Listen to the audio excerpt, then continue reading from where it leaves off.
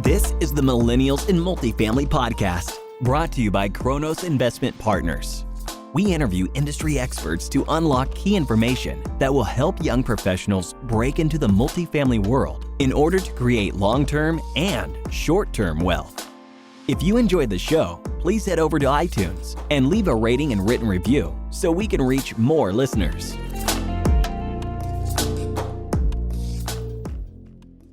Hello, and thank you for joining us on today's episode of the Millennials and Multifamily podcast. I'm your host, John Stober, with my co-host, Fritz Ritter, and today our guest is Chris Grenzig. Chris started his real estate investing journey back in 2016 when he tried and failed to flip houses on Long Island, New York, despite spending months of effort and tens of thousands of dollars. Him and his team then pivoted and tried a few other strategies unsuccessfully until they finally invested in an 8-unit property passively. From that point on, things kind of snowballed from Chris. He was able to quit his full-time job in finance and joined Torro Real Estate Partners. Currently, he's running their Florida operations, which totals over 1,000 units worth over $60 million. Chris Grenzig, thanks so much for coming on today's episode of the Millennials and Multifamily podcast. Could you tell us and our listeners, just go a little bit into your background and how you got into the multifamily real estate business? Yeah, for sure. So I usually started back at college. I went to Hofstra University, played Division I soccer, graduated in 2014. And I mentioned that because probably like a lot of student athletes, wasn't really preparing for after college, had no job lined up, and got super lucky that like a couple weeks after graduation, one of my best friends rang me up and said there was a coaching job available that I could do at a Division II school up in Massachusetts. And I was like, sure, why not? I got nothing better to do. So wanted to try that, give the college coaching thing a go. Moved up there from Long Island, 3-4 hours away, and lived on campus, made pennies, tried it out for a year, really liked it, but really missed home and wanted to come back. So after a year, got another coaching job for Queens College, but instead of doing other coaching, because assistant coach at that level is only part-time, I decided to get my first quote unquote real job. I applied for a ton of places like Starbucks, McDonald's, Costco, just, something to kind of fill the wages basically. Got denied from everything, just never heard back, but eventually got a job as a cold caller for a stock brokerage company. I figured I don't really know anything about it. Let's go give it a go. Went in and was making 500-600 calls a day, generating leads for licensed brokers, and also studying to pass my Series 7 and 63.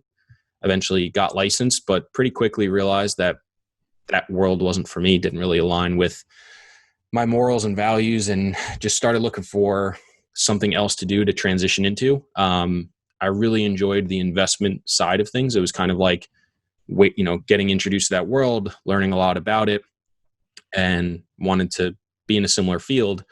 And as luck would have it, my mom and my cousin had decided to buy a single family flipping course back in January of 2016. And obviously my mom was one of the people who I spoke to, and she said, if you want to get out, why don't you try this? We would love to, we're going to try to turn it into a business. I said, all right, cool. So went to a weekend seminar. That was my first introduction into it. I literally knew nothing before it, had no experience, and was hooked. I mean, they do a good job selling it, but I was hooked from the beginning. So nights and weekends, the next couple weeks was spent trying to get educated and studied up. So listening to a lot of podcasts, reading a couple books, but I'm not the biggest reader. Excuse me. Going through all the material they'd given us, talking to people. And then the next several months was trying to flip homes on Long Island and completely failed. Never bought a home, never flipped a home, and was just getting more and more frustrated as this was going on, because I was getting really sick and tired of my job and wanted to leave, but really liked real estate. I just, couldn't live off of nothing. So we're actually negative. As luck would have it, through networking and stuff, we started learning about doing stuff out of state. And one of the problems that we were running into was New York is very costly and margins are very thin. So it was one of the things we didn't like about it. And we said, instead of trying to make it work here, let's try to do it out of state. So we were going to partner with a flipper, found out no flippers wanted partners, but they all wanted loans. So decided to give a loan to a flipper that was doing a project in Pennsylvania and wanted to try and pick his brain. Nothing really came of it, but we got introduced to his cousin, who is John Cohen, who's one of the owners at the company where I work now, and tried doing tax deeds down in Philly, which is how he got started. Me and my cousin were like, we can buy a property for, pennies on the dollar, renovate it, either hold it or flip it. And it's not that far away. It's in kind of an urban area, kind of a cool idea. Drove down there, drove probably 50 to 80 properties and just hated it. It was the worst of the worst stuff, terrible areas, tons of work needed. We were just like, this sucks. So came back, said kind of thanks, but no thanks. And while we were in that meeting, John actually just put an 8-unit multifamily property under contract and was raising money for it. And we had just started learning about it. And it was something we were getting interested in, which is why we met with John in the first place, because we knew he was doing that. And we decided to do the same thing as the flipping side. Instead of being a lender, we figured let's invest in this deal. Let's learn more about it. Let's see if we can eventually go on his side. And we decided to do that. We said, hey, we'll invest. Our only catch or string is we just want to pick your brain here and there. So every week, can we just jump on a phone call, grab coffee, whatever? And he said, sure. So started doing that, invested in that deal, and just got on really well with him. We launched a meetup locally that we did every month with him. We did that for about 3.5 years until COVID hit. And then we also joint ventured on a 17 unit in the same area as that 8 unit, and then an 82 unit down in Jacksonville, Florida. We were actually going to do another 86 unit, but we walked after due diligence and then kind of stopped doing stuff on the side. But while we were doing that 17 unit, I was still working as a stockbroker, ready to quit with nothing else lined up.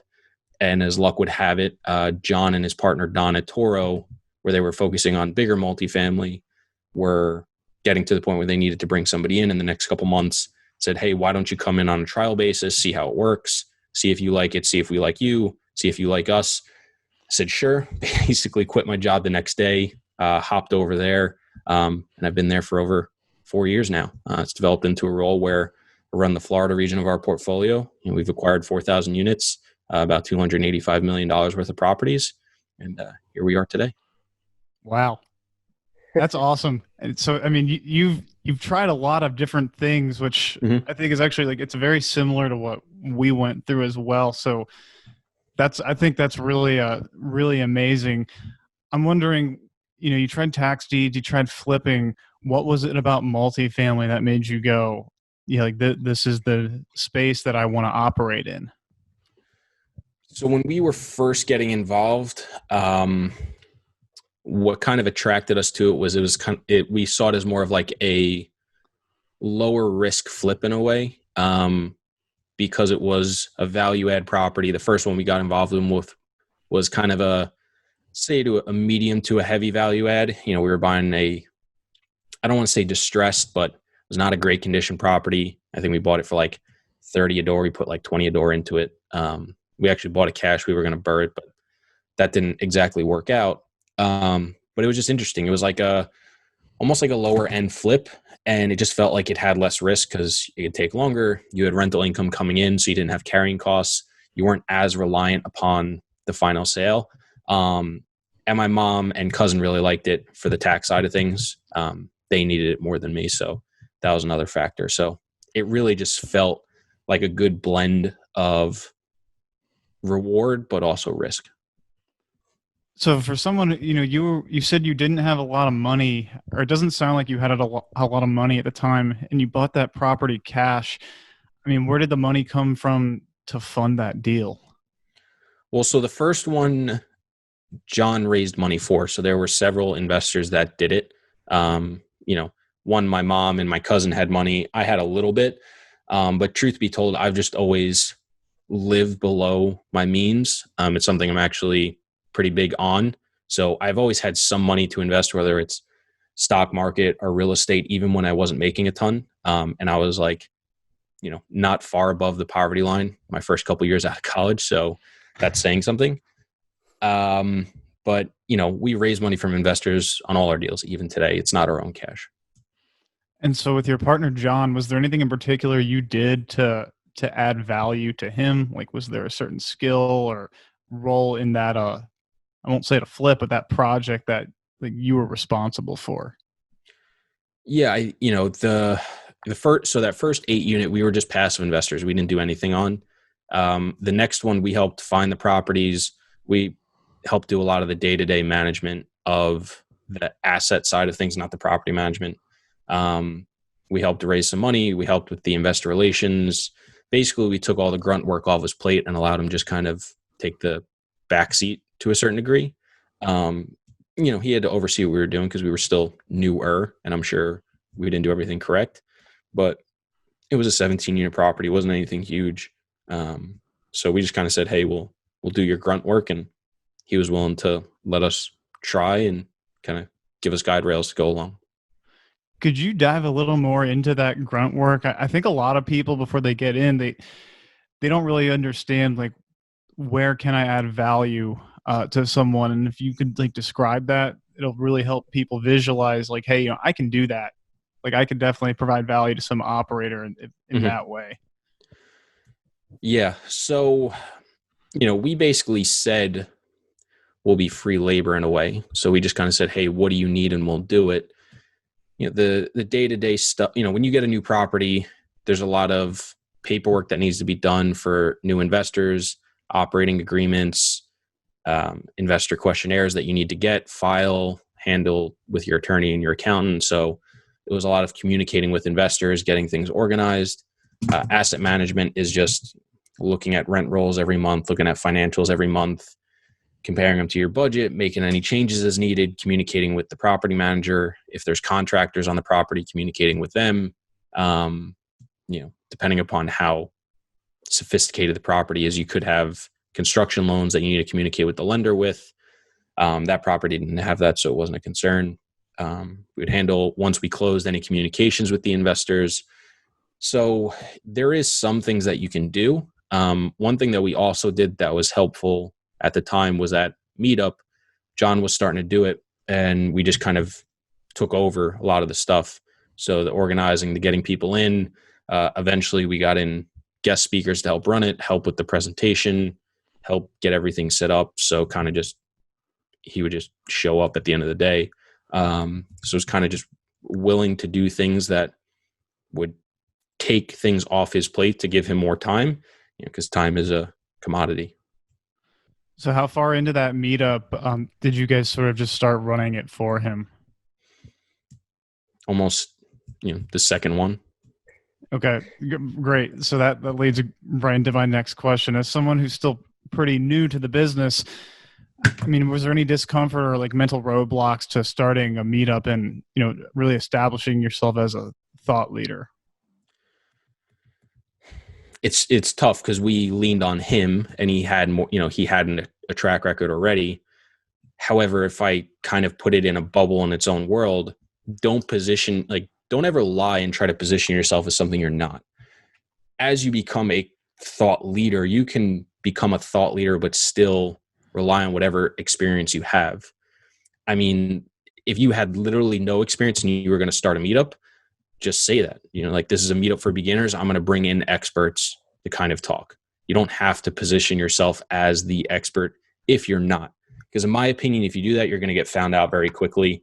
You're only going to fool people so long and they're going to see right through it.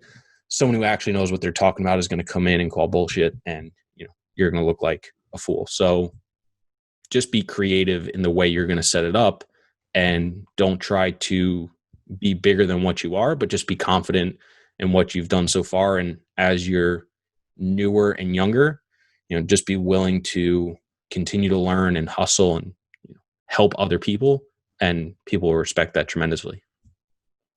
Do you have any tips that you would give people if they wanted to start their own meetup, how they would go about doing that? I mean, we didn't do anything special. We just made a meetup, started it, and people either showed up or they didn't. I think people just value consistency, and they want to know why they should come. So for us, it was the first couple we had at a bar, and it was just networking. People like networking. And then as we were talking to people, oftentimes we'd get questions about things or how to do things. So we said, why don't we just start turning it into partially educational? So we moved it to a hotel, and we did like a 20, 30-minute presentation on a topic type thing where it was informal. It wasn't like a class. It was just like get up there and talk about things. And we started doing that. And then eventually we would have people ask us questions or request to talk about things that we weren't an expert in. So we would bring other people to talk about it. So whether it was flipping, tax, insurance, Section 8, wholesaling, non-performing notes. I mean, we had a lot of different things that people came in to talk about that we weren't expert in. We had other multifamily people come in. We did a panel. So we just tried to change it up and give something that people would find interesting and value in, and then also leave time for networking, because that's why a lot of people go to these things. Yeah. I feel like, at least in our experience, even if you're not the expert on the subject, when you get to bring in the expert, you're kind of rubbing shoulders with them, and you're ultimately the one who establishes the relationship with them, just like through running the meetup or hosting your own podcast. So, I mean, you really do learn and grow exponentially faster by just doing something that, and you're right, you don't have to like establish yourself as like some big guru who's been in the business for 3 decades when you're like 25 years old.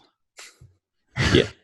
I mean, no, you don't have to do that at all. I think if you just do something that people can find, I keep saying this, but find value in, people will recognize that. And eventually, as you do it for long enough, you'll start to be the one who's more experienced, and you can start putting yourself in that position. And as you learn more, you can talk about little things, or you can provide value by asking questions as a beginner and having good questions that people might not think to ask.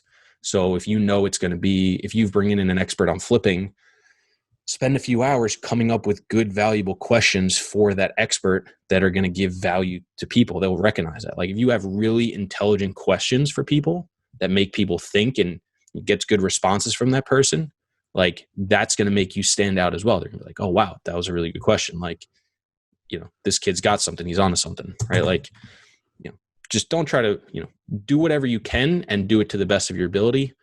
Just don't front. So do you have any tips for as far as marketing the meetup and getting people in the seats? I have ideas, nothing that we really did in practice, because we would kind of get a steady flow of 30 to 50 people just from meetup alone. So I would say just start with doing it on meetup, which I don't think costs a whole lot, or it might even be free. I forget, because it's been 9 months since we've done one. But I would just start there and see how it goes. And if you have 5 people that show up, that's 5 people you didn't know beforehand. Another thing I would do, see if there's other meetups or RIAs, go to those and let people know that you have one. A lot of times RIAs have some sort of pitch or something associated with them that a lot of people don't like. I think the one thing that people really liked about ours is we never had something to sell. We never were selling something at the back of the room or had a pitch in the beginning. Our presenters didn't. It was just, hey, we're doing this because we think people will like it. And I think that's why people continue to come back and refer it to other people. So you can go to others and let people know that you have a meetup that you do. I think anything you can do on social media for free is helpful. And I would just try to DM, text message, connect with other investors in your area and just let them know, right? Get in the trenches, find other people in your area that are real estate investors. Ask people hey, do you know anyone that's in real estate?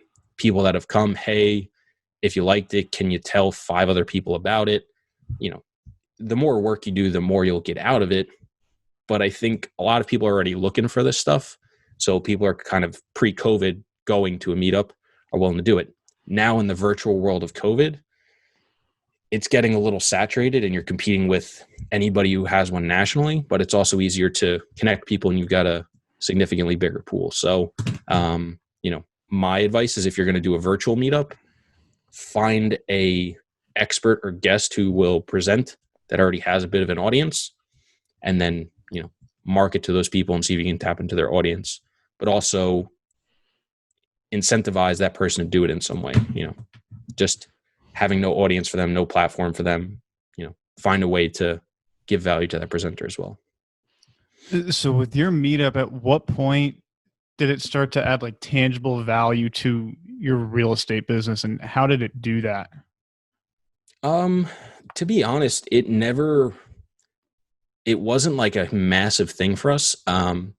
It was more of just a way for us to connect with people locally. We were never doing it to like, hey, we're going to raise $5 million from it, or we're going to get 10 deals from this. We had a couple people that invested with us, actually several people. But we never had like a strategic plan. It was more of like, we're just trying to build a community, connect people. I think one of the best things for us, where I would say it was a success, didn't impact me at all, except on like a personal / emotional level. We had 2 guys that did invest in a deal with us, but then they stopped investing with us and they went out and they bought 20 units together in Pennsylvania. And one of them actually came on our podcast and we were talking to him and he said, yeah, I don't know if I would be where I was today if you guys hadn't done that meetup. I think it would have taken me a lot longer to get there and I never would have met my partner. So I don't think we would be where we are today. And for me, it was like, oh, I always knew that they were doing stuff together. I knew how many units they had, but I never thought of it in that context. And for me, that was super rewarding. It was like, okay, that made all the time and energy worth it. So from that standpoint, it was pretty rewarding and successful. I wouldn't say though, like our business crushed it because of it though. That's awesome though. That like, wow, just the impact. Yeah. That's a great story. So then you said, so you did the 8 unit, which you said you were a limited partner in, and then you did the 17 unit joint venture. At what point did you you said you transitioned to Jacksonville, and did you say you're in the Midwest as well and you're buying some larger properties? Yeah. So the 82 unit was the last deal that was done that doesn't fall under the Torro umbrella. Torro focuses on 80 to 500 unit properties, $5 to $50 million. The deals I did on the side were anywhere from 500,000 to 3 million, so much smaller. We did the deal down in Jacksonville because we actually had someone from our meetup ask about getting involved on the GP side of things. He said, if I can find you a deal, can I be a co-GP? He said, sure, if you bring us a deal that we wouldn't see otherwise, go for it. And he decided to look in markets that we weren't already looking in, but we would be interested in. Jacksonville was one of them. Found a deal. The manager who we knew down there was already managing it, called her. She said it was a great deal. So decided to dig into it more and ended up being a great deal. I mean, we've since sold it. We bought it 3.5 years ago. We sold it about 6 months ago. And it was a phenomenal deal. So that's kind of how we found it. And what happened after that was, because we had the first deal, I had transitioned over to Torro full time. Jacksonville became a market we started looking in. So doing stuff on the side started becoming a quasi conflict of interest. And I was like, I'll just focus fully on the Torro side now. So if someone, let's say, wanted to bring you a deal, how would they present that in a way where, they're doing all the work and then you can just look at the information and make a pretty quick decision, whether that's something you want to pursue or not? At this point, we have a pretty good criteria, pretty strict criteria of what we want to buy and where we want to buy it. So people will ask about, hey, if we have a deal, would you be a co-GP, or can you help me out if it's too big? And we're like, sure. But the first thing we tell people is, if you try to bring me a marketed deal in a market we're already looking in, it's not valuable to us at all, because I could buy that same deal. I can afford to pay more and not have you on the GP. If you're 25%, I can afford to pay 10% more and keep 100% of the GP because I'm seeing the same deal as you. So for us, and a lot of people don't like to hear that, but it's the truth. For us, it's, if you can bring us a deal that we would not have otherwise seen, that's in a market and in our criteria, that's hugely valuable. We're happy to bring you on our side. So if that's something somebody wants to do, I would first figure out who your potential partners are. Don't just think anybody's going to do it. Figure out what types of deals they want to buy, what neighborhoods, zip codes they want to buy in, what criteria they look for, and kind of how you can figure it out, and then go find the deals that they wouldn't want to do. Some people may be okay with you bringing a marketed deal. I don't know why, but they could be, but you'll never know if they don't ask. So if you don't ask me first, You bring me a deal I saw from Cushman and Wakefield 2 months ago, I'm going to tell you you're wasting your time. So talk to whoever you want to partner with first, figure out what they're looking for, and then back into how you can fill that in. So what if it was a marketed deal though, but they had already locked it up under contract? Would that be different? No, because why couldn't I have done the same? I don't know. Maybe you just didn't see it, or maybe you're like, hey, this actually, we overlooked this one, but it actually does look like a good deal. Because if they have it under contract, then they kind of have the control over it. So that's why I'm wondering if at that point it does become more valuable to you. No, I mean, because a marketed deal, it's very rare that I don't know about a deal that was marketed. And that doesn't necessarily mean that it's not through a broker. I'm talking about when you get the blast email that everybody sees. There's plenty, if it's an off-market deal through a broker that we didn't see, happy to take a look. That is valuable. For whatever reason, we didn't see it. It's very rare that an email that they blast out to everyone, we haven't at least taken 10 minutes to look at and passed over it quickly. If I've passed over it in 10 minutes and now somebody brings it to me, unless it's at a significantly lower price than I previously looked at, I'm now losing money where I could have bought it at the same price by ourselves because they're going to be taking part of the GP. Mm-hmm. So I could have, in theory, like let's say they have 30% of the GP. I could pay more than they have it under contract for and put more money in my pocket as the GP, 100% of the GP, and I could have done that. So there's just no value prop for me there. Again, if I looked at it and it was $20 million and they have it under contract for 15, okay, maybe there's something there because I didn't think we could get it for 15, but you did. Now maybe it makes sense. But if it was marketed at 20, you have it under contract at 20, I just don't see where the value is for me in that. Are you struggling to understand how to underwrite multifamily properties? Hi, I'm John Stober, and I completely understand your problem. I thought underwriting would come naturally to me due to my background in finance and accounting, but I quickly found out that there aren't a lot of resources that cover this subject. I had no idea whether what I was doing was right, wrong, or just original. I don't want you to have to pick up little nuggets here and there like I did. So I wrote an ebook called How to Analyze Big Apartment Buildings and Make Them Feel Small that puts together all the pieces of the puzzle. We're also giving away a deal analyzer with the ebook, and they're both completely free. Don't wait as long as I did to start chasing financial freedom.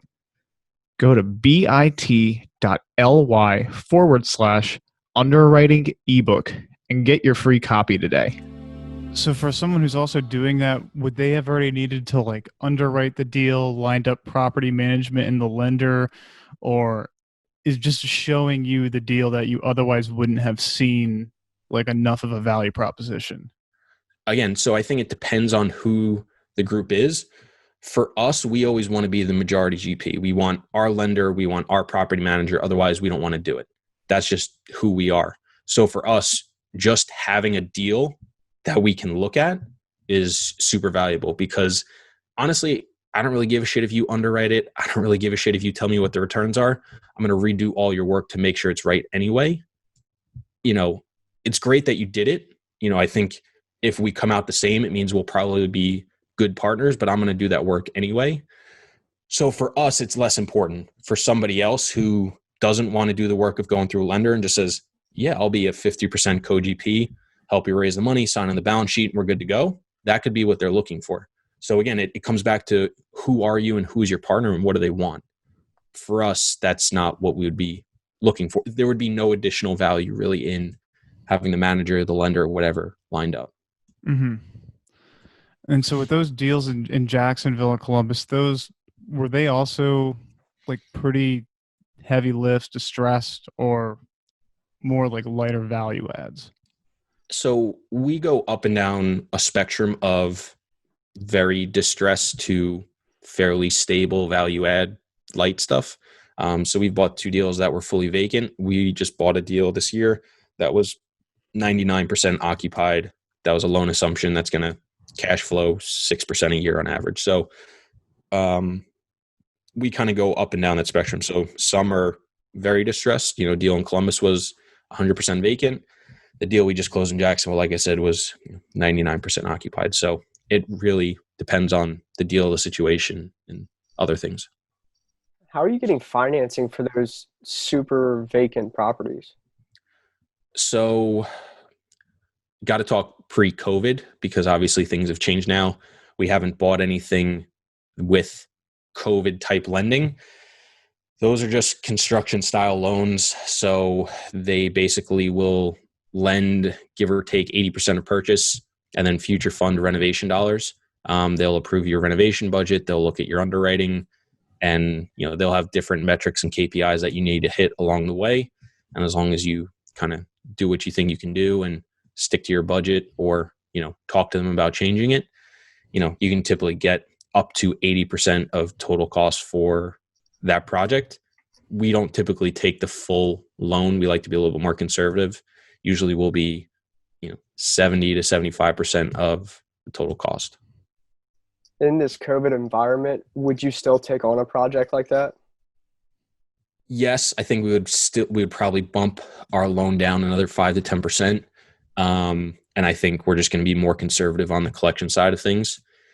Right now, collections haven't been impacted too hard. It's probably added 4 to 10%, depending upon the property, location, and submarket, of non-collectible rent. However, that's going to change going forward with the ability to process evictions in some areas. I know there was just that whole national thing about evictions, but we don't think it's going to overly change things too much. That being said, there's still a lot going on that we don't know. So that could change tomorrow. Today's September 10th. So tomorrow could be totally different. But as of today, it hasn't really changed anything as some of the eviction stuff has come up, because I would say about 3, 4, 5% of the non-paying people are people that are at least a few months delinquent, and are people we would have processed an eviction for, but we've been unable to up until this point. Are you primarily in B class, C class, or a mixture of both?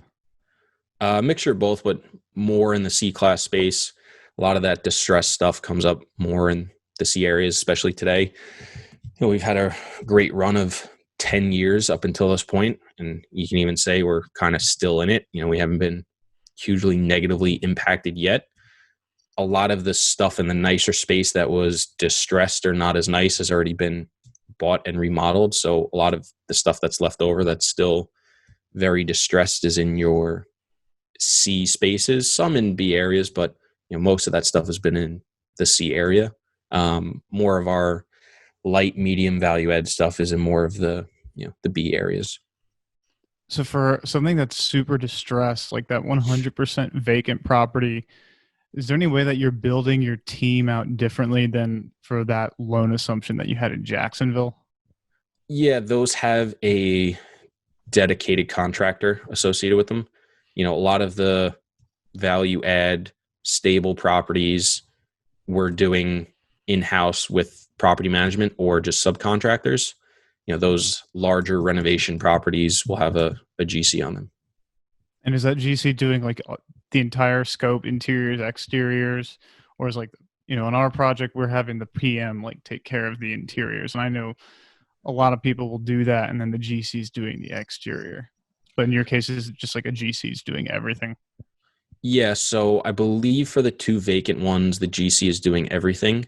I think some of the ones that are 50 to 80% occupied, they're just doing the exterior stuff, because we have tenants and they're paying.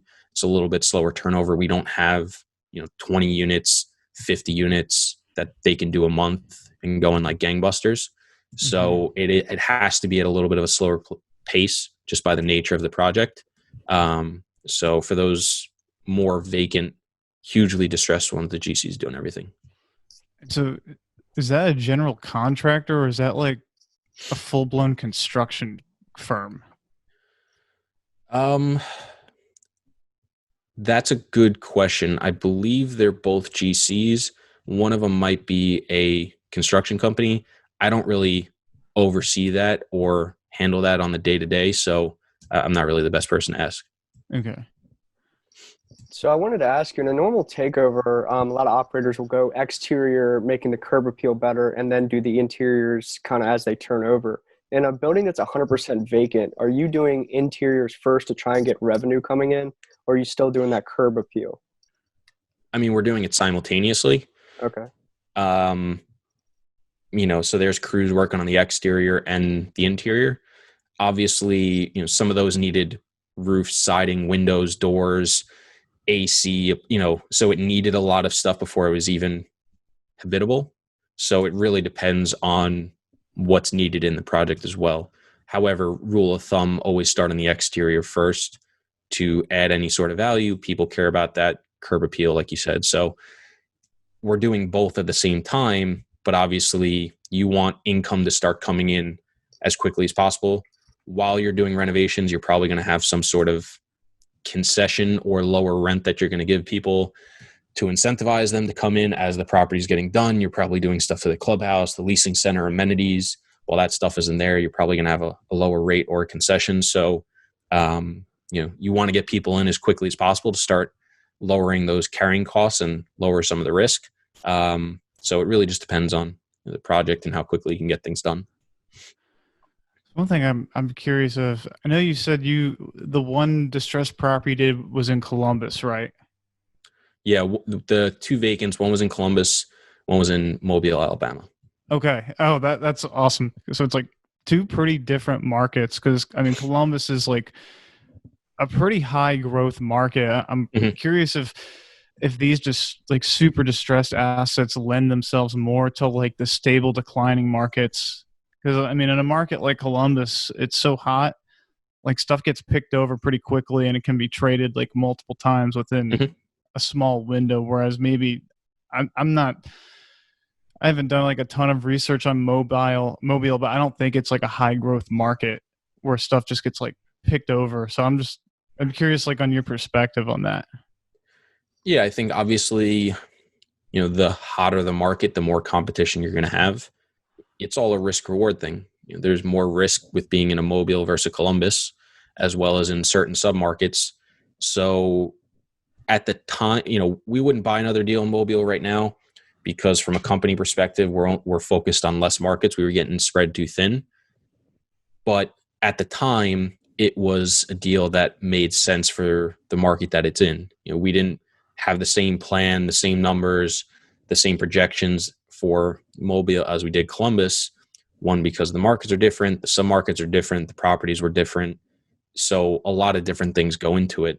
A lot of it comes down to what are you looking for when you invest? What's your risk tolerance? What does the project allow? What's the price? So, I mean, they're a little tough to compare in my opinion because they were very different. I guess what I'm more curious though is if there would be more distressed assets in a market like Mobile than Columbus, which is, everyone's moving in there and everyone wants to be in Columbus. And so more people are buying properties. I have no idea. I couldn't say. I've never done the research. I'd be guessing at best. Okay. I'm being a little selfish here because I like distressed stuff. So I'm like, where should I be looking in the Columbuses or in the Mobiles? Yeah, I don't think you should pick a market to invest in in my opinion, to find the type of deal. I think you should be picking a market for other reasons. I think your market should be, what are you looking for in the type of market that it is, the submarket, the risks that are associated with it, the travel to get there, the resources that are available there, to find the type of deal you're looking for. I guess maybe could be a factor, but I don't think it should be, the determinant factor at least. And so in Mobile, you said you guys were starting to get spread pretty thin. What types of economies of scale have you started to notice as you pick up more properties in a given market? I mean, first and foremost is the travel. I can see a significant percentage of our properties in less time. So at the time where we changed, we had, I think, 2 properties in Jacksonville. We had a property in Jackson, Mississippi, a property in Mobile, Alabama, property in Clarksville, Tennessee, property in Wilmington, North Carolina, Greenville, South Carolina, Charleston, South Carolina, and Columbus, Ohio, and it was like 1 or 2 in each. Now we have 5 properties in Jacksonville, Florida. We have 3 properties in Columbus, Ohio. We have that deal in Wilmington, deal in Greenville, the deal in Tennessee, and the deal in Alabama still. But those other areas, besides a couple cities in the Midwest, a couple cities in Florida, we're not buying in anymore. So we're acquiring in those areas to build economies, and those other areas are kind of disappearing. So the first one, like I said, travel time makes it significantly easier to see more properties, more frequent, with less travel and less cost. 2, we have less management companies because some don't do other areas. We also have the same vendors on a lot of the stuff. So you're working with the same materials, the same people, the same communications. You don't have a lot of change between the different ones. You also get slightly cheaper rates with providers as you grow more and more.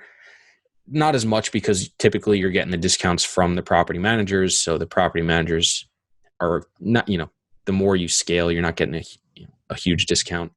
Those are kind of the bigger things. And as you kind of specialize in certain markets, I just think your ability to find better deals goes much higher, because when people think about a certain deal in an area, the more that you do in a certain area, the more you're going to come top of mind first, the more likely somebody's going to reach out to you with an opportunity. I also think having success in a market and a certain type of asset makes it easier to raise money for future deals going forward. When we were going to like Jackson, Mississippi and Mobile, we were under contract for some deals in Birmingham at one point that Montgomery, that we walked away from. People were asking, kind of like, why there? How do you know you're going to do well there? What do you know about the market? Blah, blah, blah. We don't have that problem with these markets because we're there, we own there, we know them, we're established. So it helps with that stuff as well. So it sounds like you kind of did a shotgun method with your picking your markets and stuff. Would you recommend that somebody kind of finds like that 1 to 3 that they're really just diving deeper as opposed to wider? I mean, it sounds like you guys had success with the shotgun method in a way, right?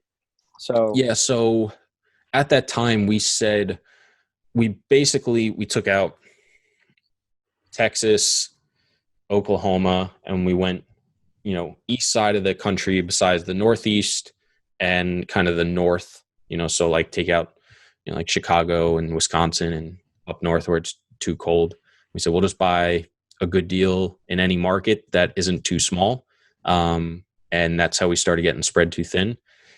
And we just kind of doubled down on a couple close markets and 2 kind of clusters. So 5 cities in the quote unquote Midwest and, 3 or 4 cities down in Florida.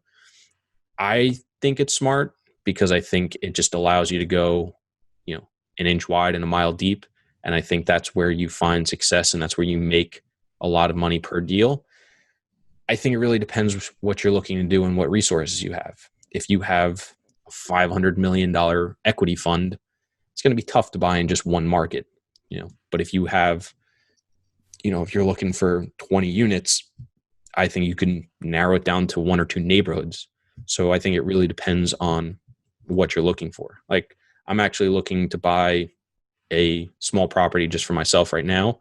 I'm in Jacksonville, Florida, and I'm in about 5 neighborhoods because I think that's going to, yield me the best results. I think it's going to allow me to spend my time where it's needed. It's certain things I'm looking for, and it's going to yield me the best results because I'm not going to be all over the place. So I think it really depends on a couple factors, but I always think going an inch wide, mile deep is the best. So do you not feel like then getting those deals like in Alabama and Jacksonville kind of acted as stepping stones to help you get where you are now? Because I feel like you've kind of like earned the right to go an inch wide and a mile deep. And I mean, Jacksonville and Columbus are great markets because of the track record that you've developed. I don't think so. I think, a track record's a track record. I think what it probably did for us is give us a little bit of a wider foundation and base. But I also think we missed out on a ton of deals that we could have bought in the markets we're in now. John was in Columbus, Ohio since I think like 2013.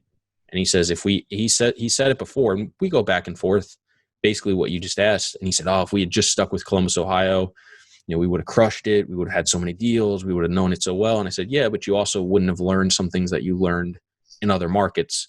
So I don't think either one's right or wrong.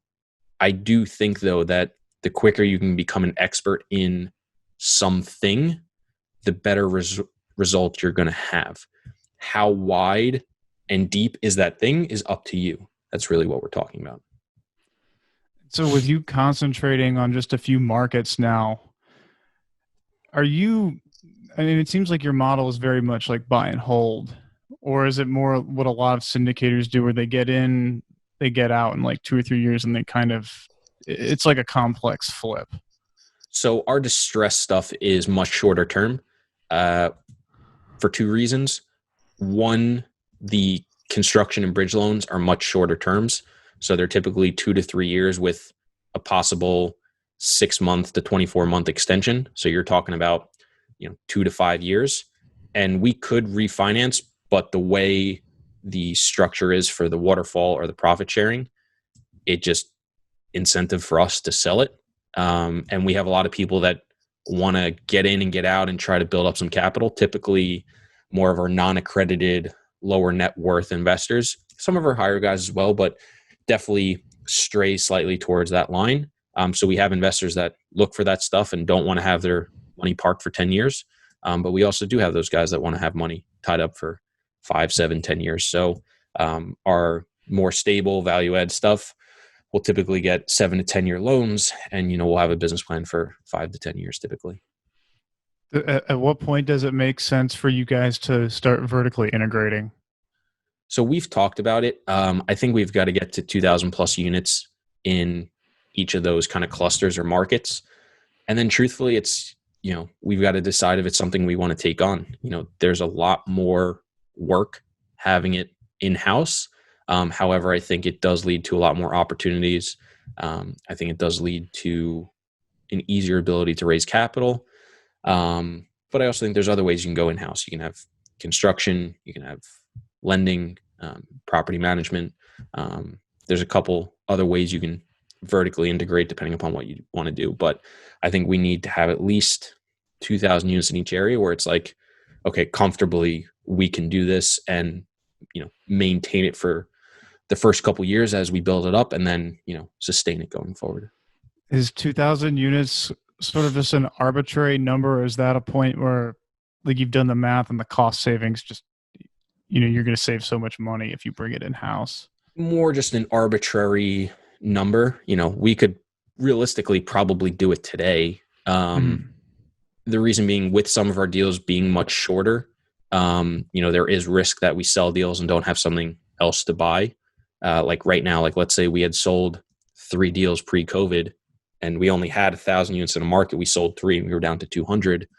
Now maybe property management in-house doesn't work. So getting just higher up, it just makes more sense. The more units you have, it's just more potential revenue, more base to actually have it there. So it's more of just an arbitrary number. But it's really going to be more on kind of having that base, wherever that may be. Might really realistically be 1,000 units in each market. But then also feeling comfortable being able to go doing it, and also, wanting to go out and do it. Well, Chris, this has been wonderful. And I'm pretty amazed at like everything you've accomplished at such a young age. Unfortunately, we're getting up on time, so I wanted to get to the last section of our show that we call the Fast Five, and it's just the same 5 questions we ask every guest who comes on the show. Let's do it. Okay. So if you had to start all over again and you were in your early 20s, how would you do that? Realistically, I don't think I would have done anything differently to what I did. I think one of the best things I did that you touched on was try a bunch of different things and figure out what I want. And I think I learned best by surrounding myself with people who know more. And I think I did that. So realistically, for me, I wouldn't do anything different. That's the best answer. Love that answer. Question number 2. How do you see young professionals adding the most value to experienced operators? Ooh, this is good. So the easiest way is to work for free. But what people need to realize is just saying I'll come work for you for free isn't always going to get you something. You're going to have to ask a lot of people. The reason being is if someone came to me and said, I'll work for you for free, if you don't already know how to do that thing, I've now got to spend time to teach you. And when you work for free, realistically, there's nothing tying you there besides loyalty and your word, which I'm not discrediting, but from the other side of the coin is a risk. So what I always tell people to do is take stock of yourself and figure out something you can already do at least decently well, because there's a ton of stuff that operators have no clue how to do whatsoever. One of the easiest ways as a young person today that is 30 and younger is anything to do with technology. It could be social media, website, email, marketing, task management software. I mean, stuff with Zoom, 1,000 different things, taking everything from paper to paperless. There are so many people that are, 40, 50, 60 years old and plus that have no clue how to use technology. And I promise you, because I used to think this so much and it's been proven to me in the last 12 months, time and time again, there are a ton of people who it just doesn't come second nature to. And I think for myself and a lot of other people, that's hard to grasp. So take stock of something you can do, find the person that needs it, because if I don't have to teach you how to do it and you can do it for free or very cheap, that's way more valuable than just asking to come work for free. And what I want to specify is it can be as creative as you want to be. One of the examples I give, I wish I would have thought as a soccer player and a college coach, to find the operator who had two 15-year-old kids that were looking to play soccer in college, offer to train them for free to come into the office for 5 hours a week. You can be as creative as that. So don't just limit yourself to something directly to the business or business related. You can get creative. Just note that the more creative you get, finding that person that needs it might be a little bit more challenging. That's great advice, though. I didn't even think about offering to add value in just another aspect of their life. So Yeah. the third question is, what's the biggest mistake you've made in your career, and how have you since adjusted your business because of that? Oh, the biggest mistake. I think early on, I thought it would be way easier to do more things. So like development, redevelopment, go into office, go into, other types of things. And it takes a lot of time, energy, work, knowledge, learning, and failure to get into a lot of new things that you don't have a specialty in. So I don't know that I made a mistake, but I did spend a lot of time talking about it, thinking about it, trying to go down that rabbit hole. Luckily, I had John and Don who kind of said, hey, that doesn't make sense. We know nothing about it. Why are you wasting your time? But it took a while for it to get beaten into my skull that those things are not just, hey, go out and do it. Now, if you have $10 million of your own money and you want to go buy an office building, go for it. You can learn by doing, but it's not always so easy to just go out and do it with other people's money. I like that answer. This question kind of goes great with the one I already asked you. What's been your favorite way to incorporate technology and social media into your business? I mean, I try to reverse engineer it. So what are things we're not doing well, things that take too long, or what problems do we have? Try to find something that solves it and then just try it. I think one of the things that I do really well is the ability to just try things and see if it works, to test things out. And when it's not working, cut it very quickly and just move on until I find something that does work. So for me, it was trying a bunch of things with social media, teaching myself video editing, teaching myself photo editing, graphic editing, working with different software. We implemented task management software through, Monday.com this year. We did whole new investor back office. So it's teaching ourselves that. We just did active campaign for our investor leads. We've tried 5 or 6 different ways to, intake our leads. So it's really just finding the problem, trying to find a solution, and just keep trying until you find the one that works. And then the last question is, what book has been most influential to you along your journey? And I know you said you're not a huge reader, so if there's like a documentary or a movie, feel free to throw that in instead. That's why I'm laughing. I don't have a specific thing, but I think the most influential person has been Gary Vaynerchuk, Gary V. I watch his stuff a ton. I think a lot of the stuff he says is super impactful.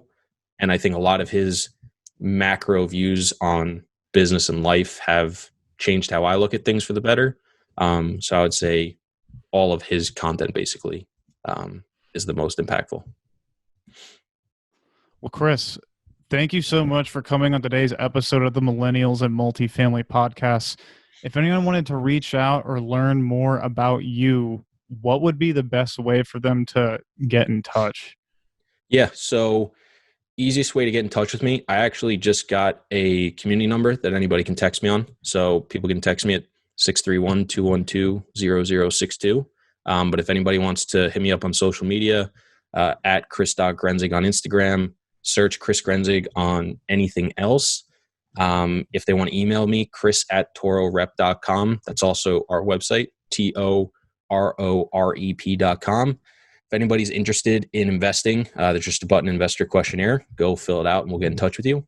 Or if anybody wants to listen to our podcast, it's called The Real Estate Investing Experience. Search it on any and all platforms, including YouTube, or you can go to thereiexp.com.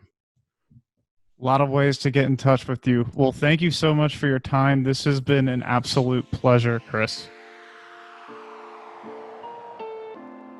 Thank you for listening to the Millennials in Multifamily Podcast, brought to you by Kronos Investment Partners. If you enjoyed the show, please leave us a rating and a written review at iTunes so that we can connect with more people. Finally, head on over to kronosinvestmentpartners.com and sign up for our newsletter so you can stay updated on everything we're doing. If you're interested in partnering with us as we find new opportunities, you can also schedule a phone call with us under the Contact Us tab at kronosinvestmentpartners.com.